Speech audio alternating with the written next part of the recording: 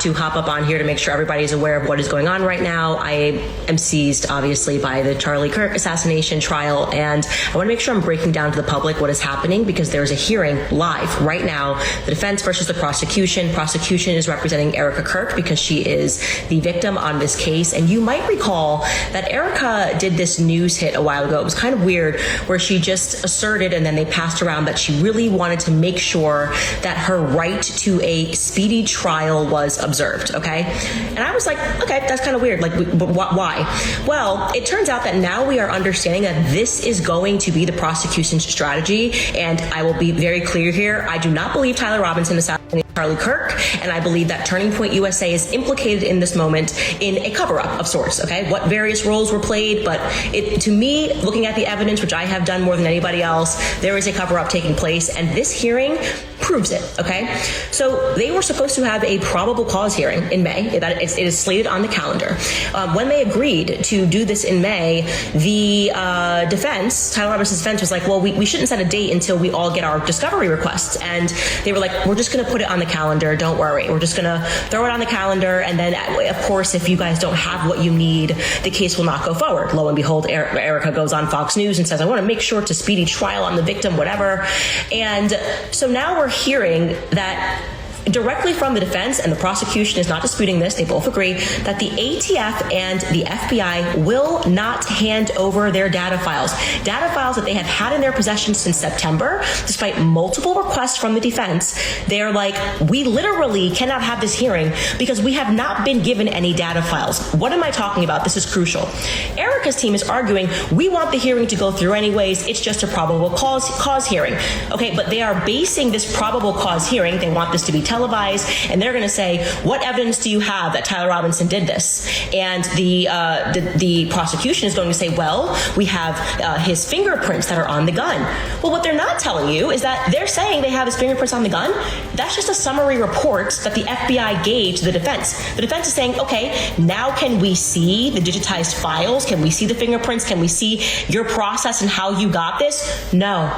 You just get the summary. The summary report is all you need. No, actually, we need to make sure that what you're saying you saw and what you have is real. Candace Owens went live, and in the middle of breaking down the trial, she said something that shifted the entire direction of the case. Because suddenly, this was no longer about Tyler Robinson, it became about why Erika Kirk appears to be pushing a story no one is allowed to fully examine. Candace Owens didn't ease into it. She went straight into the hearing as it was still unfolding, watching in real time while both sides argued over what should not even be a debate about access to evidence. And that's where everything started to feel off. According to the defense, they still have not received the actual files from the FBI or the ATF, not the raw data or full reports, just summaries. And somehow the prosecution still wants to move forward with a televised probable cause hearing. That detail alone is what Candace kept returning to. If the case against Tyler Robinson is as strong as they claim, then why is the evidence being filtered before anyone can examine it? Yet that's when the focus quietly began to shift. Not away from Tyler completely, but toward Erika Kirk and the urgency coming from her side. Because this push for a speedy hearing didn't come out of nowhere. It was framed publicly as a victim wanting justice, asking for the process to move forward quickly.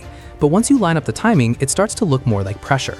Pressure to lock in a narrative before it can be questioned. Candace pointed out something simple but hard to ignore. The defense is not asking for anything unusual. They are requesting to see how fingerprints were analyzed, review the chain of custody, and verify the timeline placing Tyler at the scene. And they are being told no. They get a summary and are expected to trust it. That's when it stopped looking procedural, rather like it's been controlled, because a probable cause hearing is not supposed to be a performance. But this one, according to what's being argued, could be televised, built around claims that cannot be challenged in real time, because the underlying data hasn't been shared. And that raises a bigger question.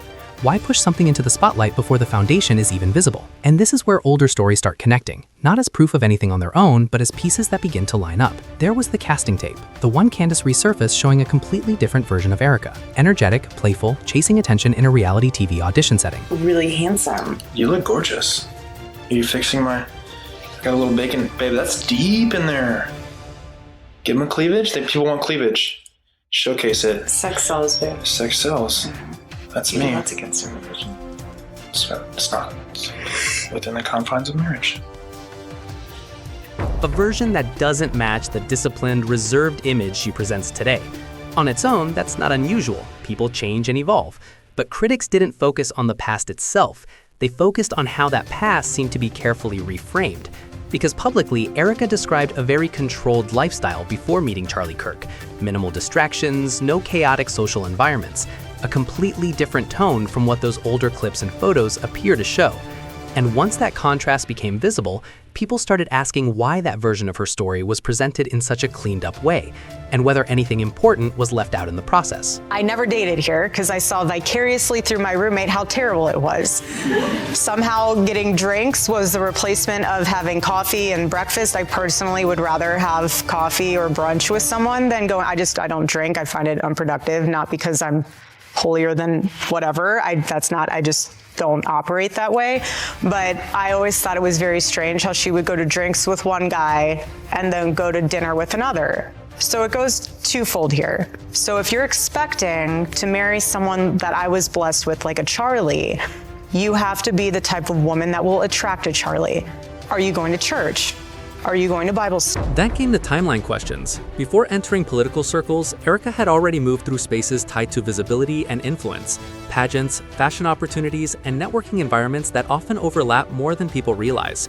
At one point, she positioned herself within high fashion circles connected to major designers, environments known for quietly intersecting with powerful social networks. I always had that girly girl hidden within me. After being such a tomboy and experiencing that my whole life, it was like, oh, I can curl my hair, I can put on the mascara. I come from a great family that has very amazing genetics, so thanks Mom and Dad. Once again, none of this proves anything on its own, but when people try to line the pieces up, it starts to feel less like isolated events and more like a pattern being interpreted through suspicion. Then the conversation shifts to Romania and the nonprofit project Romanian Angels, publicly described as humanitarian outreach. However, online commentators point out gaps in documentation and unclear operational structure, which has led to renewed discussion and scrutiny. Some details remain difficult to verify, and that uncertainty is exactly what keeps people digging. And this is where Candace's commentary keeps returning, because from her perspective, the case is no longer just about Tyler Robinson, but about how the entire process is unfolding in real time. The speed of the hearing, concerns about transparency, and disputes over evidence access have all created debate about whether the process is being fully exposed to both sides. And that is where broader interpretation begins to form, not as proof, but as perception. The timing after Charlie Kirk's death, the leadership transition, and internal organizational changes being discussed online have all added to the speculation environment, where people are trying to understand whether these events are connected or simply being viewed through a heightened lens of attention and emotion. I understand where you're coming from. No, and I know you're going to keep saying that I understand. Yeah. Like, I know that. No, I know. And I know there's probably no magic string of words that I could piece together to procure some type of answer, but Yeah.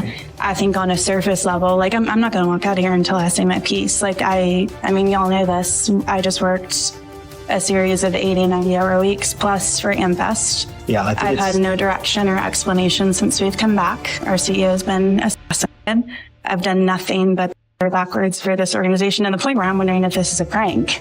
It's not a prank. I would never do that. So I'm just trying to understand. And No, I understand. It's time to. so do I get to have a conversation with Dylan? Do I get to have a conversation with Justin or anybody? Or Nope. no? And there's no explanation as to why I'm going to let go. Right now, we're leaving all. You know, and you're going to keep saying a different direction, but I'm trying to understand how I've met multiple times with my... We're going a different direction with the team, and I have to ask you to leave now. You have to ask me to leave the property? Yes, Due to what, Frank? because we're asking you to leave because you've been terminated and we're not. But there's no explanation or documentation for this. I've never had one bad review from Dylan. I've never had one issue with the company. I've never done anything unethical. And so I'm sitting here understanding why my entire livelihood is being completely tossed out. I mean, I sat No, in you're, this chair.